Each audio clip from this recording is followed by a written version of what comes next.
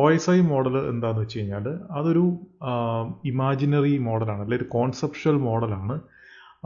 ഇതിൻ്റെ ഒരു പ്രത്യേകത എന്താ വെച്ച് കഴിഞ്ഞാൽ നമുക്ക് നമ്മുടെ നെറ്റ്വർക്കിൽ എങ്ങനെയാണ് കമ്മ്യൂണിക്കേഷൻ നടക്കേണ്ടത്, അല്ലെങ്കിൽ ഏതൊക്കെ രീതിയിൽ ഈസി ആയിട്ട് കമ്മ്യൂണിക്കേഷൻ നടത്താം.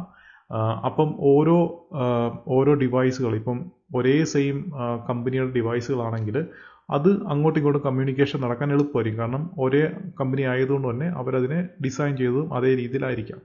അതേസമയം മൾട്ടിപ്പിൾ കമ്പനികളുടെ അല്ലെങ്കിൽ മൾട്ടിപ്പിൾ വെണ്ടർമാരുടെ ഡിവൈസുകൾ ഇന്റർകണക്ട് ചെയ്യുമ്പോൾ എങ്ങനെ അത് വർക്ക് ചെയ്യും എന്നുണ്ടെങ്കിൽ അതിൻ്റെ ഒരു സ്റ്റാൻഡേർഡ് വേണമല്ലോ. അങ്ങനത്തെ ഒരു സ്റ്റാൻഡേർഡാണ് OSI മോഡൽ ഡിഫൈൻ ചെയ്യുന്നത്. അപ്പോൾ OSI മോഡലിനകത്ത് 7 ലെയറുകളാണുള്ളത്. അപ്പോൾ ഒരു ഡിവൈസ് മറ്റൊരു ഡിവൈസുമായിട്ട് നെറ്റ്വർക്കിൽ കമ്മ്യൂണിക്കേഷൻ ചെയ്യുമ്പോൾ ഈ 7 ലെയറിലും എന്തൊക്കെ കാര്യങ്ങൾ ചെയ്യണം എന്ന് വ്യക്തമായിട്ട് ഇതിൽ പറയുന്നുണ്ട്, എക്സ്പ്ലെയിൻ ചെയ്യുന്നുണ്ട്. അപ്പോൾ അതുകൊണ്ട് തന്നെ നമുക്ക് ഒരു നെറ്റ്വർക്കിൻ്റെ അകത്തുള്ള കമ്മ്യൂണിക്കേഷൻ സ്റ്റാൻഡർഡൈസ് ചെയ്യാനായിട്ട് പറ്റും. എന്ന് വെച്ചാൽ ഒന്നിലധികം വെണ്ടർ അല്ലെങ്കിൽ ഒന്നിലധികം കമ്പനികളുടെ ഡിവൈസുകൾ തമ്മിൽ അങ്ങോട്ടും ഇങ്ങോട്ടും ഇന്റർകണക്ട് ചെയ്യാൻ പറ്റും.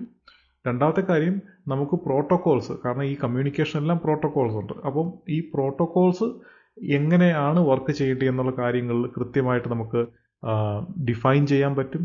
അതേപോലെ തന്നെ നമുക്ക് ഏതെങ്കിലും ഇഷ്യൂസ് ഉണ്ടെങ്കിൽ ട്രബിൾ ഷൂട്ട് ചെയ്യണോ അല്ലെ അങ്ങനെയുള്ള കാര്യങ്ങളൊക്കെ ഉണ്ടെന്നുണ്ടെങ്കിൽ നമുക്ക് അതും എളുപ്പമാക്കും ഈ ഒരു OSI മോഡലിൻ്റെ ഈ ഒരു ലെയേർഡ് സ്ട്രക്ചർ. അപ്പോൾ ബേസിക്കലി ഇതൊരു കോൺസെപ്ച്വൽ ഫ്രെയിംവർക്കാണ്.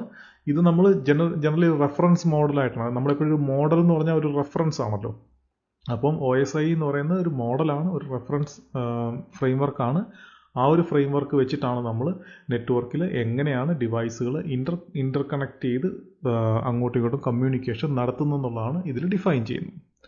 അപ്പോൾ ഇതിൻ്റെ ലെയേഴ്സ് നോക്കുകയാണെന്നുണ്ടെങ്കിൽ നമുക്ക് 7 ലെയറാണുള്ളത്.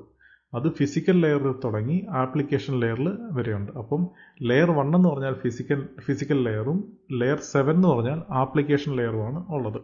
അപ്പോൾ ഇതിൽ ഓരോ ലെയറിനും അതിൻ്റേതായ പ്രാധാന്യമുണ്ട്, അല്ലെങ്കിൽ അതിൻ്റേതായ രീതിയിൽ വർക്ക് ചെയ്തിട്ടാണ് ഇത് നമ്മുടെ ആ ഒരു കമ്മ്യൂണിക്കേഷൻ കംപ്ലീറ്റ്ലി എസ്റ്റാബ്ലിഷ് ചെയ്യുന്നതും ഡേറ്റ ട്രാൻസ്ഫർ ചെയ്യുന്നതും ഇതെല്ലാം നടക്കുന്നത് ഈ ഓരോ ലെയറിൻ്റെ അകത്ത് പറയുന്ന ഡെഫിനിഷൻ അല്ലെങ്കിൽ ആ പറയുന്ന രീതി വെച്ചിട്ടാണ്.